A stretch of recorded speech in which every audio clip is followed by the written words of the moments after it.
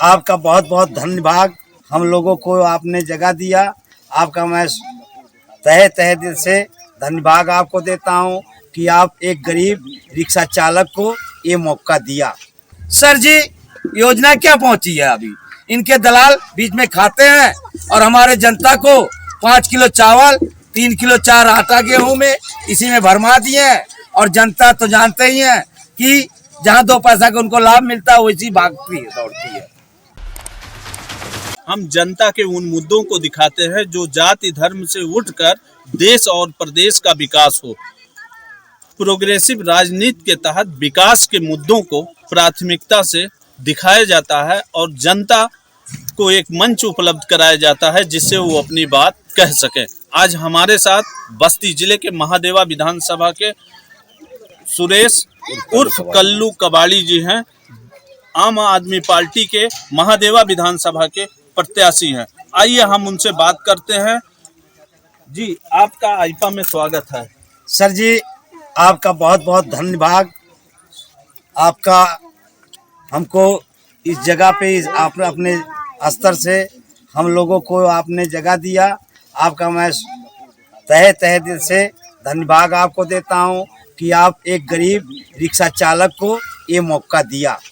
Sir जी, 2022 चुनाव चल रहा है, किन किन मुद्दों को लेकर आप चुनावी मैदान में हैं? सर जी, मेरा मुद्दा गरीबी के जरिया से है। हमारे महादेवा विधानसभा में दलितों का कोई नेता नहीं है, इसलिए सर जी मैं 311 महादेवा विधानसभा में आम आदमी से प्रत्याशी बन के उतरा हूँ कि छोटे छोटे बच्चों की भविष्य आज 2 साल से कोरोना के काल में भविष्य इन बच्चों की खराब हो रही है और इन बच्चों को कोई देखने वाला नहीं है, कोई पूछने वाला नहीं है।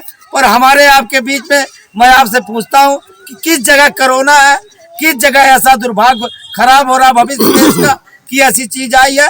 पर ऐसी कोई बात नहीं है। ये सब बड़े बड़े नेताओं की मेहरबानी है जो देश को मिटा रहे हैं, गर्द में डाल रहे हैं। ये लोग कहते हैं हमारे वहाँ की सुंदर सड़कें हैं, सुंदर ये है, पर आप चल के देखिए जितनी उनकी पुरानी सड़कें हैं, जितने गड्ढे हैं उतने वैसे ही नजर आते हैं। सरकार का दावा है कि सरकार की जो योजनाएं हैं जनता के बीच में पहुंची है। सर जी, योजना क्या पहुंची है अभी? इनके दलाल बीच में खाते हैं और हमारे जनता को 5 किलो चावल 3 किलो 4 आटा गेहूं में इसी में भरमा दिए हैं। और जनता तो जानते ही हैं कि जहां 2 पैसा का उनको लाभ मिलता है वैसी भागती है, दौड़ती है। अच्छा, ये बताइए नेताजी कि सरकार का दावा है कि किसानों को आय दुगनी हो चुकी है और गन्ना किसानों का मूल्य भी समय से मिल रहा है, तो क्या आय दुगनी हुई और गन्ना किसानों का मूल्य मिल रहा है? क्या सर जी, आय क्या दुगनी हुई? उससे ज्यादा जनता हमारी गड्ढे में गिर गई जितना इन्होंने बढ़ोतरी दिया। और गन्ने की बात रही तो गन्ना किसान पैदा करके और बेच देता है। इसमें आधा पशु जिनका नाम है साढ़ देवता इस पार्टी के सरकारी गुंडा हैं, जिनको कोई रोकता भी है तो उल्टा वो उनको मारने के दौड़ते हैं। सर जी, सरकार का यह भी दावा है कि सड़कों का विकास हुआ, गड्ढा मुक्त सड़कें हो गई, जगह जगह गांव और शहरों में सड़क बन गई, तो क्या सड़कों का विकास हुआ है? सर जी, सड़कों का कोई विकास नहीं हुआ इस सरकार में। इस सरकार में आप जहां देखिए वहीं आपको गड्ढा नजर आएगा। और ऐसा गड्ढा मैं आपको दिखाऊं कि जहां आदमी गिर जाए उसकी पूरी शरीर उसमें पड़ जाए, कफनिया दिया जाए तो भी उसको पता नहीं लगेगा कि यहाँ गड्ढा था। ऐसे गड्ढे हैं। ये कहने के लिए गड्ढा मुक्त है, पर हम तो ये नहीं देख रहे कि हमारे उत्तर प्रदेश में हमारे 311 महादेवा विधानसभा में कहीं भी कोई गड्ढा मुक्त है। सरकार का यह भी दावा है कि युवाओं को रोजगार दिया गया।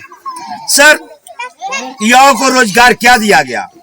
आज दिल्ली बम्बई लोग कमाते थे, खाते थे, वहां से बेचारे भटकते कैसे धक्का खा के ये उत्तर प्रदेश में पहुंचे अपने गांव में। पर गांव में क्या है? यहाँ बेरोजगारी है, उनके लिए ना कोई खाने का आसरा मिल रहा, ना कोई काम करने का सहारा मिल रहा, वो बेरोजगार ही भटक रहे। और हमारी जनता तो बोलती है हम सब सुविधा जनता में दे दिए। सरकार का यह भी दावा है कि स्वास्थ्य सुविधा और अस्पतालों का निर्माण कराया गया, हर अस्पतालों में डॉक्टर बैठे हैं और जनता का सही इलाज हो रहा है। कुछ नहीं सर जी, सही इलाज होता है। हमारे यहाँ की जनता सरकारी हॉस्पिटल में जाती है, घंटों घंटों 2-2 घंटे धक्का खाती है, उनको कोई पूछने वाला नहीं होता है। और अगर जो सरकारी दवाई अस्पताल से मिल रही है तो ये उनको अलग पर्ची लिख के देते हैं कि स्टोर से लेके आओ। तो आपका यह मानना है कि इस सरकार में कोई विकास नहीं हुआ? जी सर जी, इसमें कोई विकास नहीं हुआ, इसमें खाली बेरोजगारी आई है। जिसके पास 2-4 पैसे थे इन्होंने नोटबंदी में ले लिया, और जो बचा खोचा था वो हाथ में कटोरा करके कटोरा पकड़ा दिया स्टील का। सरकार यह भी दावा कर रही है कि 2 करोड़ युवाओं को रोजगार दिया गया, और बस्ती जनपद के आपके ही विधानसभा के बगल बस्ती सदर विधानसभा में मुंडेरवा चीनी मिल खोली गई, जिससे कई हजार लोगों को रोजगार मिला।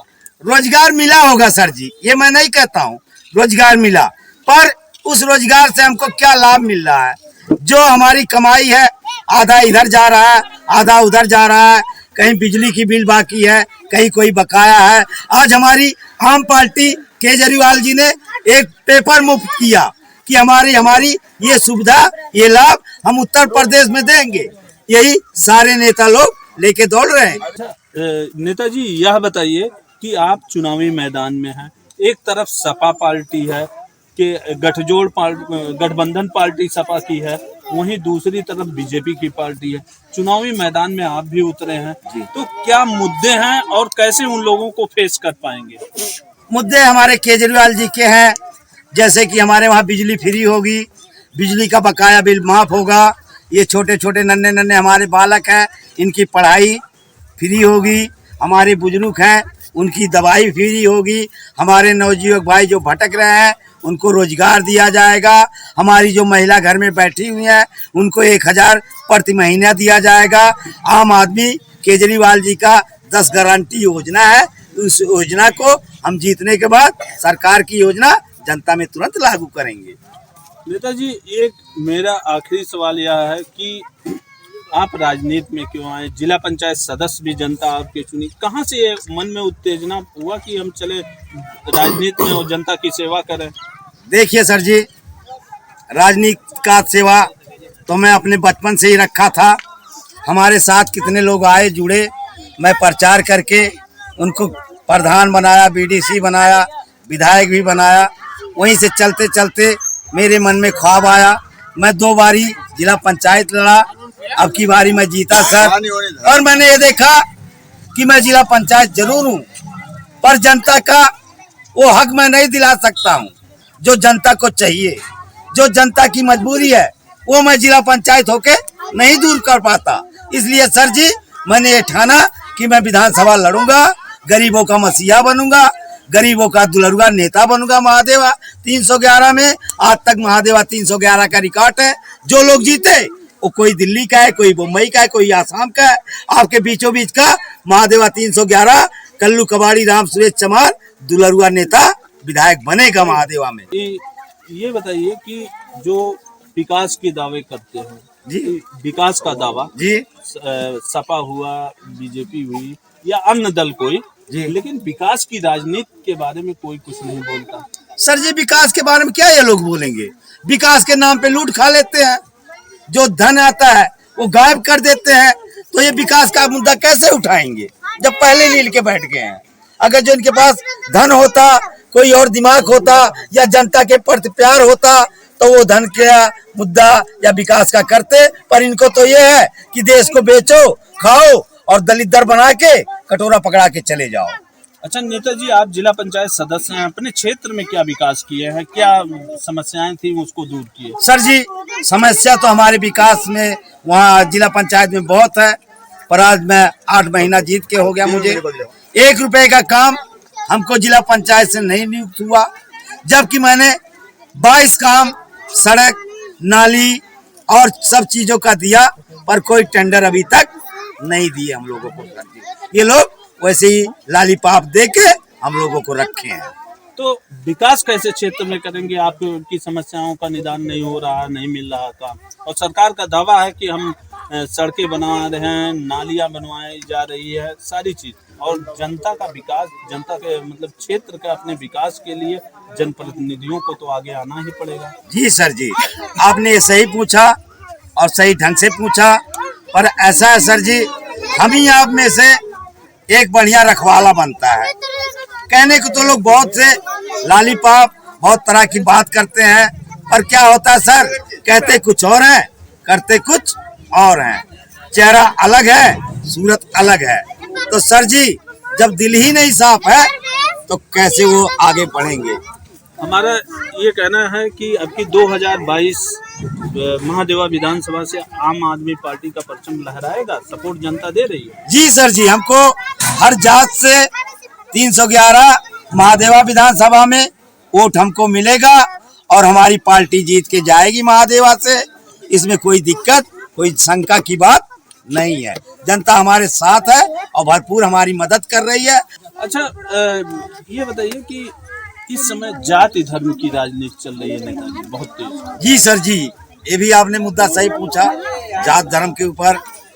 सर जी, जिनको जात के नाम से लूटना खाना है, धर्म के नाम पे लूटना खाना है, वो तो अपनी जात और ये धर्म की जात बात का शिक्षा जरूर दूसरे को देगा। और हम आम पार्टी से, हमारे पार्टी में कोई जात नहीं है, कोई धर्म नहीं है, कोई तरह का भेदभाव नहीं है। हमारे लिए सब हिंदू, मुस्लिम, सिख, ईसाई सब एक साथ भाई।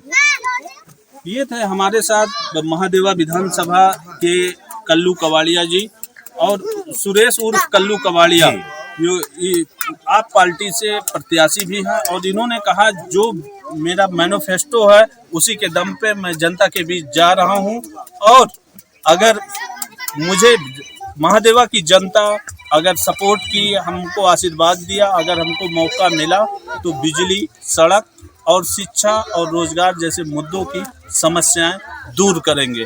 आगे आप लोग आईपा को देखते रहिए। नमस्कार।